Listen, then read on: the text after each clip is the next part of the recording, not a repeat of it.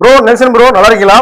Nelson bro வந்து என்ன கேள்வி கேட்கிறாரு அப்படின்னா, திமுகவோட கூட்டணி கட்சியில ஜெயித்த கட்சிகளோட தயவால தான் நீங்க ஆட்சியே அமைச்சிருக்கீங்கன்னு பல விமர்சனங்கள். இந்த விமர்சனத்தை தாண்டி ஏன் அண்ணா திமுகவோட ஆட்களை தூக்குறீங்க, ஏன் சோஃபாவை கொடுத்து தூக்குறீங்கன்னு சொல்லிட்டு கேள்விக்கு மேல கேள்வியே எழுப்புறாங்க திமுகவோட உளுந்தம்பருப்புகள். ஆக்சுவலா திமுகவோட ஐடி விங் முன் வச்ச எல்லா கேள்விகளுக்கும் என்னோட ஒரு சின்ன கேள்வி இருக்கு. இது என்ன தப்பு? ஆங்கிலத்துல சர்வைவல் ஆஃப் த ஃபிட்டஸ்ட்னு சொல்லிட்டு ஒரு விஷயத்தை அழகா வர்ணிச்சிருப்பாங்க. அதாவது தகுதியானவை பிழைக்குமா. அப்படி தகுதி உங்ககிட்ட இல்லைன்னா தகுதியை மேம்படுத்தி கொள்றதுதான் உண்மையான புத்திசாலித்தனம்னு. 4 பேர் வந்து சேர்றதுக்கு ஆசைப்படதாங்கயா செய்வாங்க. அந்த 4-40 ஆக்கி தகுதியை வளர்த்துக்கணும்ல, சட்டசபையில மெஜாரிட்டி நிரூபிக்கணும்ல. அதை விட்டுட்டு பெரும்பான்மை இல்லாம கவர்னரோட ஆட்சி கீழையும் மறுபடியும் 234 தொகுதிகளுக்கும் ரீஎலெக்ஷன் வச்சு மக்களோட வரி பணம் கிட்டத்தட்ட பல்லாயிரக்கணக்கான கோடிகளை திருப்பி ஒரு தேர்தலை வச்சு செலவு செஞ்சு வீணடிக்கிறதுக்கு யாராச்சும் விரும்புவாங்களாயா? பல விமர்சனங்கள் எல்லாரும் முன்வைக்கிறாங்களாம்.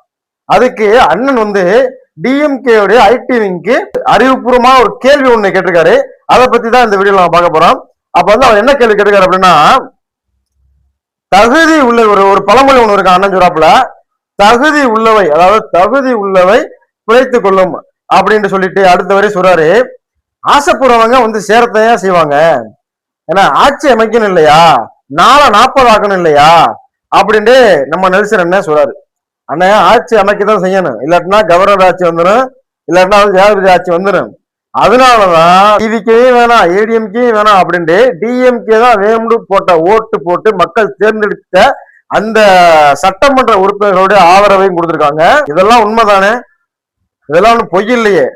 இதை வந்து சொன்னாக்கா அது விமர்சனம் ஆயிருமா? இல்ல இது விமர்சனம் கிடையாதுன்னு. நம்ம ஆதரவு கொடுக்கலாம் அப்படின்னா நம்மளுக்கும் மெஜாரிட்டி இல்ல, அவங்களுக்கும் மெஜாரிட்டி இல்ல, இனி யாருக்கும் மெஜாரிட்டி இல்லாத அப்படிங்கும் போது அவங்களுக்கு 10 சீட்டு தான் தேவைப்படுது, நம்ம கிட்ட இருக்கு.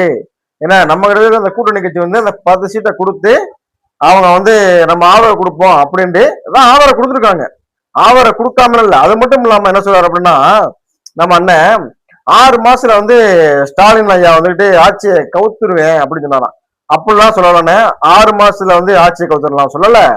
6 மாசம் வரைக்கும் இந்த ஆட்சியை நாங்க தொந்தரவு பண்ண மாட்டோம், எந்த ஒரு விமர்சனமும் பண்ண மாட்டோம், அது எப்படி ஓடுது அப்படிங்கிறத பார்ப்போம் அப்படின்னு தான் சொல்லியிருக்காரு. மெஜாரிட்டிக்கு தேவையான அந்த 10 சீட்டு வந்துகிட்டு நம்ம திமுக தான் வந்திருக்கு, அதுதான் உண்மை.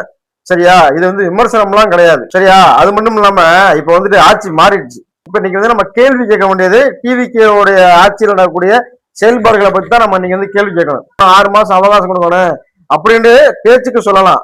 நம்ம இன்னைக்கு ஒரு ஆபீஸ்ல வேலைக்கு போயிட்டு அவன் வந்து மாச சம்பளம் இவ்வளவுன்னு நிர்ணயிச்சதுக்கு அப்புறமா ஒரு சம்பளம் கொடுத்து நம்ம வேலை பார்க்கறவன்ட்ட வந்து நம்ம இல்ல இன்னைக்கு தான் நான் வந்து வேலை செஞ்சிருக்கேன், ஒரு 15 நாளுக்கு டைம் வேணும், அதுக்கப்புறம் நான் வேலை பார்ப்பேன் அப்படின்னு சொன்னாங்க, அப்பயே வெட்டி விட்டுருவாங்க வேலையை விட்டு.